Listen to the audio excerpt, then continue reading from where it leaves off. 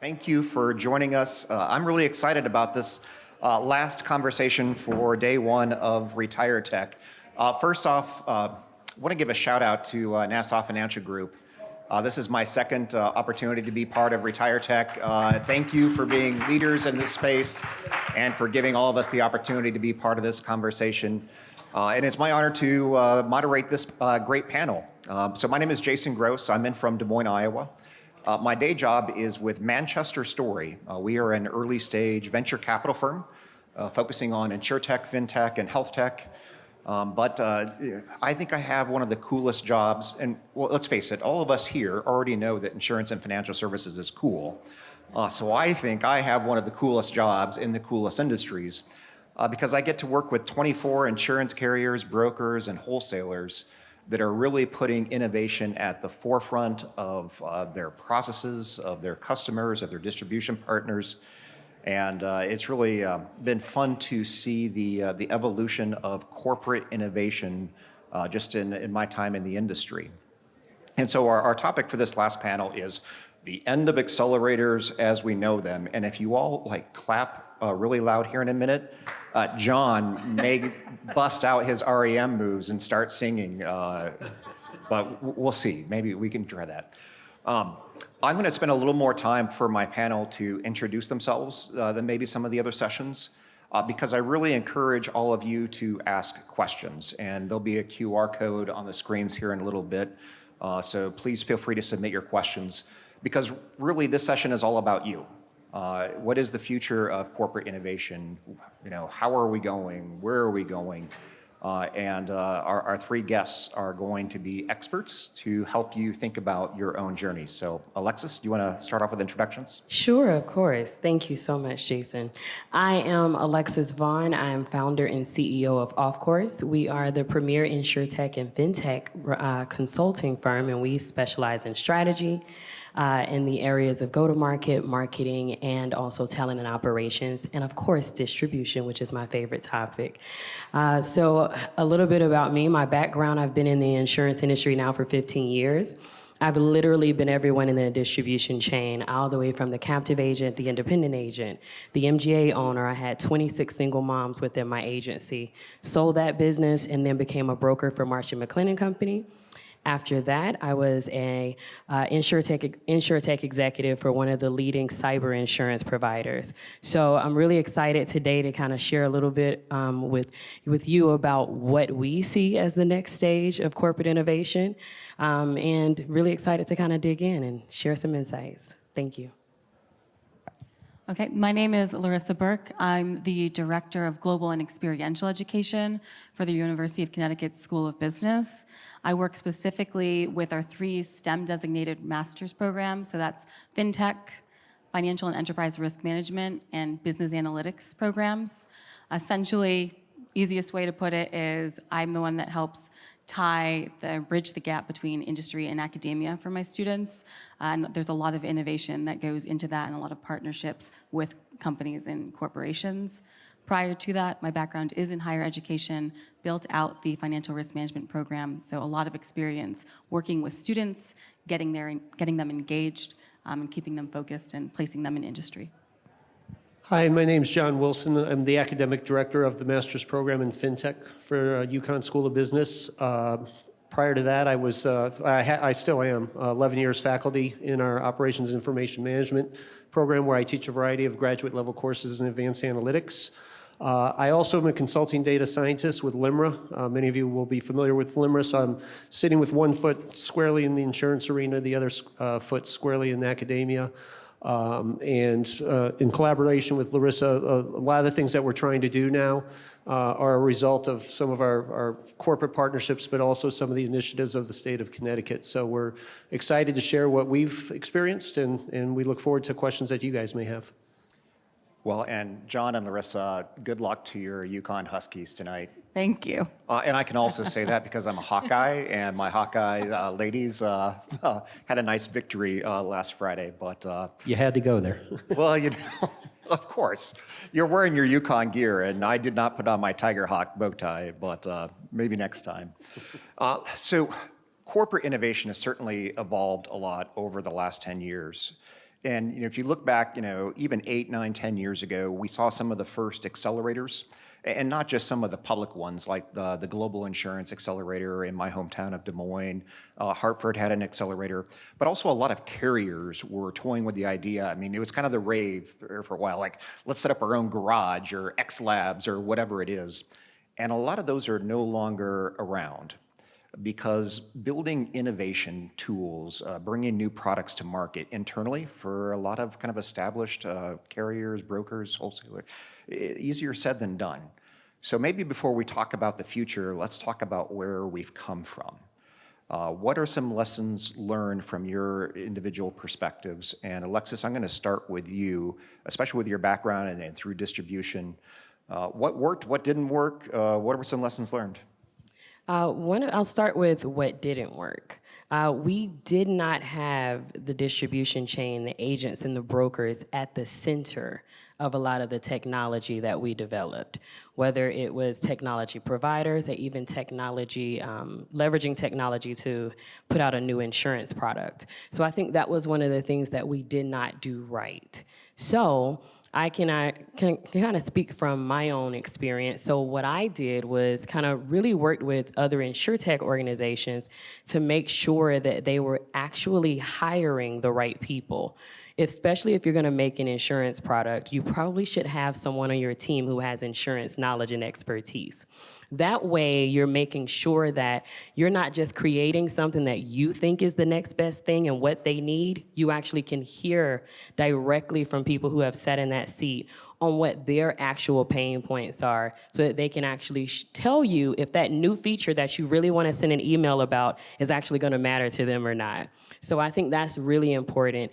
But now we're seeing where these insurtechs are even trying to make sure that they go back and educate those same agents and brokers. One of the things that I realized was a huge issue, even in the previous insurtech that I was with, we had a brand new, cyber was very brand new to the industry, and we had about 4,500 agents when I came on board. This was around June 2021. One of the issues that I noticed right away is that we did this survey. The agents were like, well, the reason why we're not selling cyber is because we don't understand it. It's way too complex. Like, you tell me cybersecurity, tell me why my people need it. Tell me why I should present this to my book of business. And I took that information. I already thought about it like from that perspective, but I think for a technology people, you have to show them the data to prove it to them. And once I was able to bring that data to them, I said, well, you know what? Let's focus on educating them.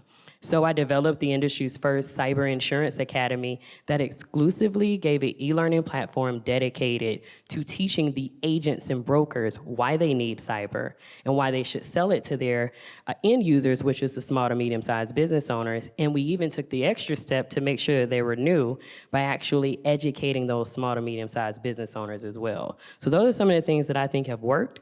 And even the things that haven't worked, how we've tried to go back and try to correct some of those things. Thank you, Alexis. John, so much of the trial and error of the last decade really gets around to some of the mechanics of innovation, whether you're doing it yourself or you're looking to academia or to solution providers to help guide you on that journey. From your seat, what are some of those lessons learned, either from the academic side or even from some of your partners? Yeah, so probably the best way to explain it was about 10 years ago. LIMRA started a strategy and innovation study group. And one of the questions at that time, everything was all about big data. That was the buzzword, big data, big data. Nobody could tell you what big data was, but it was, we have to do big data, without any really clear insight into why they wanted to do big data.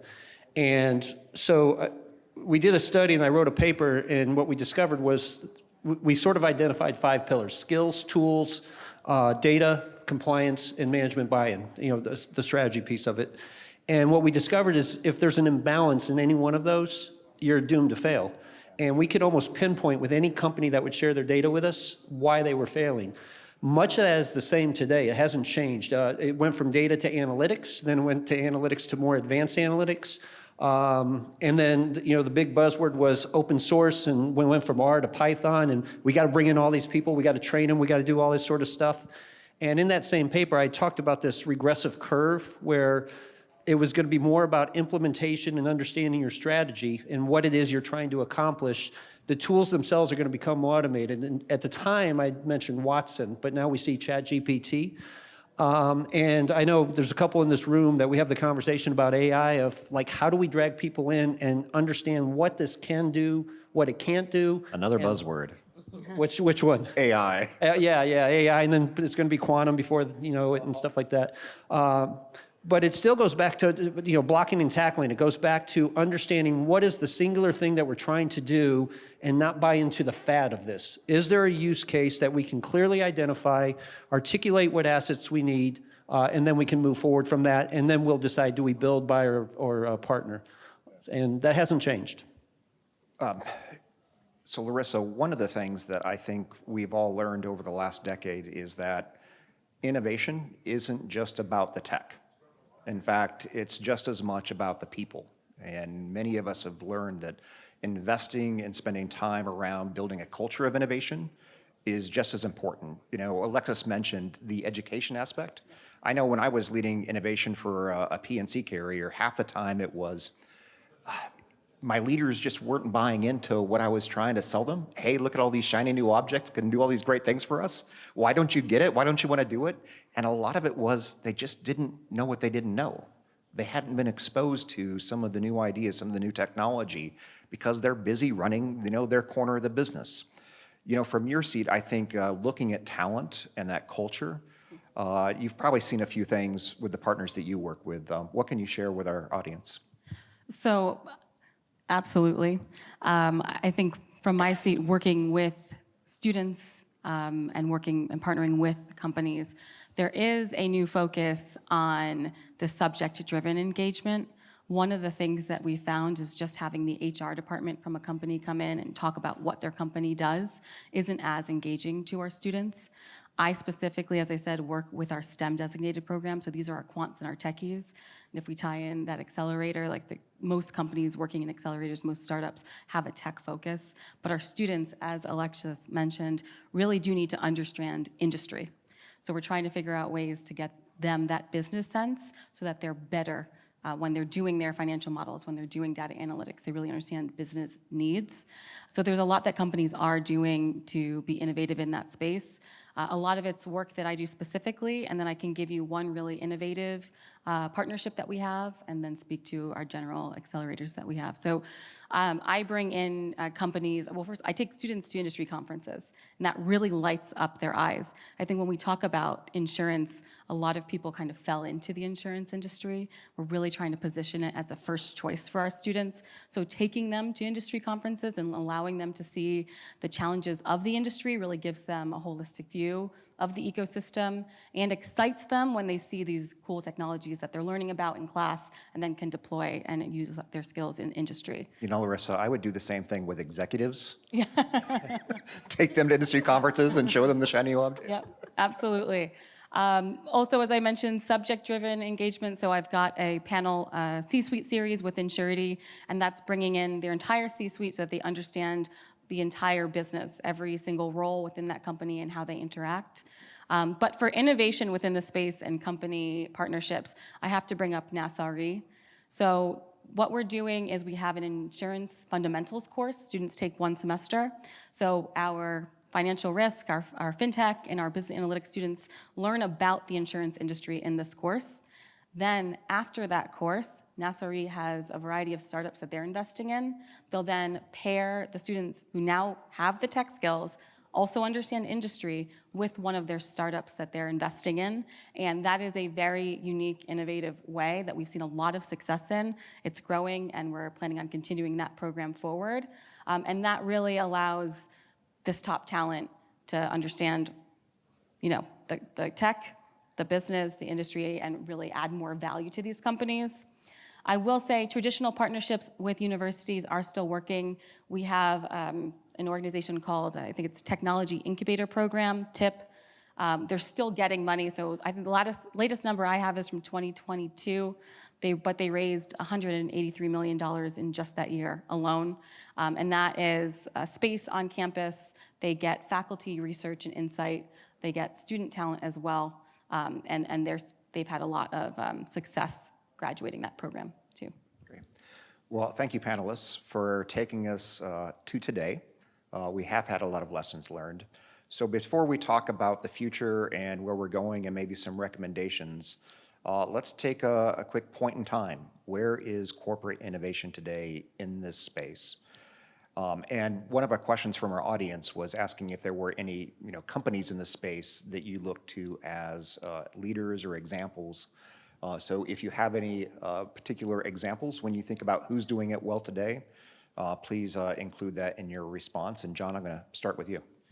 Yeah, so there's two questions here that I think I can combine them a little bit. Are there companies in the space who you look to as the leaders in corporate innovation? And how important is a company's self-ID in supporting or hindering innovation?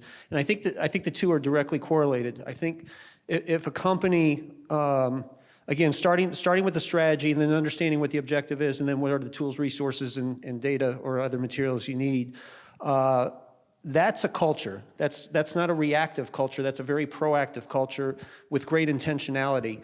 And some of the companies, that these won't be a surprise, that I actually think do a pretty good job at that.